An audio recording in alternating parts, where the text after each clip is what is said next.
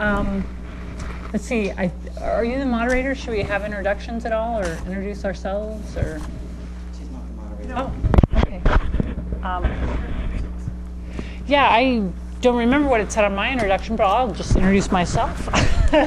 I'm Jessica Bonebright, and I am employed by SPEEA, IFPTE 2001. We're a labor union. We represent Boeing engineers and technical workers, and we currently have 24,000 members, mostly in Washington, but also in Kansas and Utah and California. And I currently also serve on the King County Labor Council, and I'm planning in the next couple weeks to be nominated to run for president of that organization. So maybe I'll be the head of that. So I want to talk about the labor movements. Steve and I are going to be talking about the labor movements perspective on paid vacation for all, I guess, or just the issue of more vacation in general, or time away from work. And we're very pleased that we're also having the business perspective. So I think the plan we made was that I'll go first, and then Steve, and then we'll have Michelle talk about the business perspective. So labor unions led the fight for shorter working hours in America, believing that shortened work hours could make full employment possible and life more rich. The fight to win paid vacation time for all Americans can improve our health, happiness, and employment opportunities. I'll start by talking about my experiences in negotiations with the Boeing company, attempting to increase our vacation time there. And I have some recent data that I passed around. Maybe we could pass some of that back. Just because I'm kind of a data person, and I feel that the data really helps to make our point that it's so appropriate that we need to improve the amount of time off that we get from our jobs.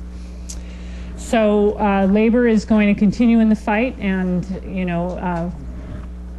just as of last week, we had the Washington State Labor Council Convention in Wenatchee, and John DeGraff was given an opportunity to speak at our plenary session. We had about 350 people at that convention, and there was a resolution considered in support of the Paid Vacation Act of 2009, and that did pass. So unfortunately, passing a resolution doesn't make it the top priority for the organization, and I think we all know that one of the top priorities for labor right now is health care and, of course, Employee Free Choice Act, which you may or may not have heard of. I might talk a little bit about that if I have time.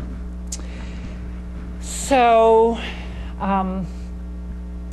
and SPEEA, IFPTE, our international union, is holding their national conference in Las Vegas this week, and the motion in support of the Paid Vacation Act of 2009 is also on the agenda for that conference. So we'll get the word on that soon, and I'm confident that it will also pass our international union. So at Boeing, we tend to have pretty high unionization. We have two large unions there. As I mentioned, SPEEA, my union, represents the engineers and technical workers in Puget Sound. There's also the IEM machinists union, the factory workers, and that's their union is also, I think, it varies, but around 25,000 workers. And so, we've been keeping the pressure on Boeing to have good benefits. One thing that's a little frustrating for us when we go into negotiations is if anytime we ask for an improvement, Boeing sits down and multiplies out the cost to the company, and they multiply it out assuming that everyone at the company is going to receive whatever improvement we're asking for. One of the reasons is we've had over the years a number of organizing campaigns in an attempt to organize more of the Boeing workers, and Boeing does not want to create a disparity and give an incentive for the non-union workers to, join the union. So they make it really tough for us, but we continue to push for more vacation, and Boeing currently does not give very generous vacation. They point out to us in all of our negotiations that they want to pay the average vacation. They do not want to be an industry leader in any of the benefits areas. So if we can get a floor established, obviously that's going to move the average up. So, and our members would very much like additional vacation. Whenever we survey them, that's one of the top things they would like. One of the things Boeing often proposes is paid time off bank.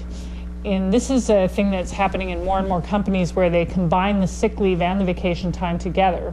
We currently get 2 weeks of sick time in addition to however much service, it's a scale, a maximum of 4 weeks at Boeing vacation. So say that you're at maximum vacation, that would add up to 6 weeks total. Well, the way they implement these paid time off banks is they subtract a week.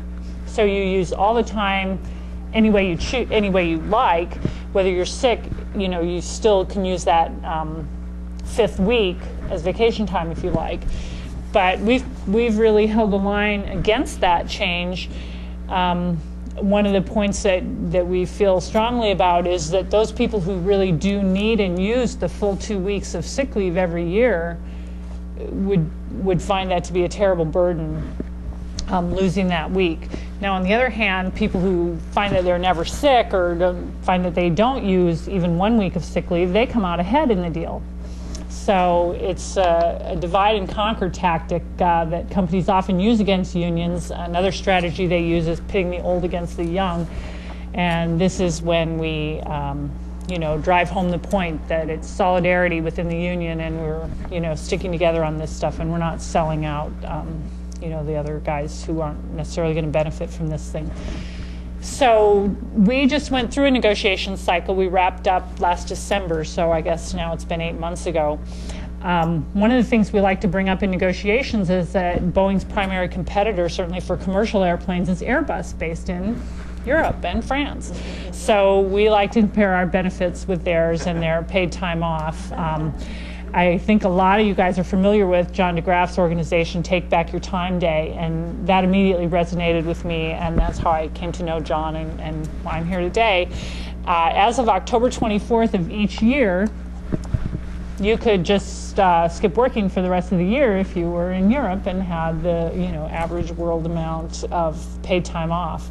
So we try that argument, and it doesn't really work on Boeing executives, but I am getting a lot of great ideas, the health aspects, so I'm looking forward to having another run at that next time we go to negotiations with Boeing.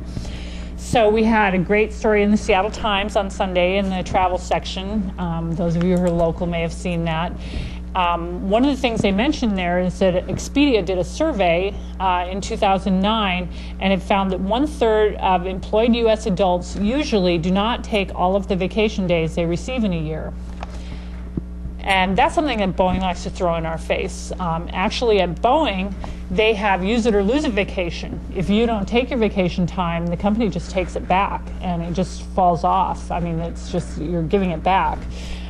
It's actually much less than 1/3. So the 1/3 that they quote does include people who are saving it up to take a longer vacation next year, or people who have the option to get their vacation paid out.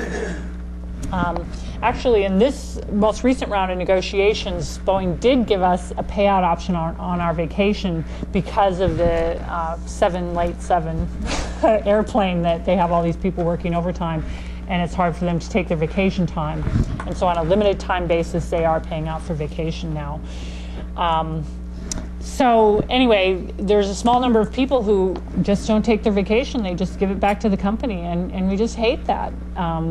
But it's a fact of life, and I think that some of these people just feel that it's related to their job security. Like, they like the idea that the place can't get along without them, nothing can run without them. So one of the members of our negotiating team, a sage old fellow who's nearing retirement, says that we're not asking for more vacation for them, we're only asking for more vacation for the people who use it. So. But again, it's just a small number, but it's bad news. And so I'm looking forward to running a story in our publications about this summit and about the importance of vacation, and hopefully we'll get that number lowered of people giving back their time to the Boeing company.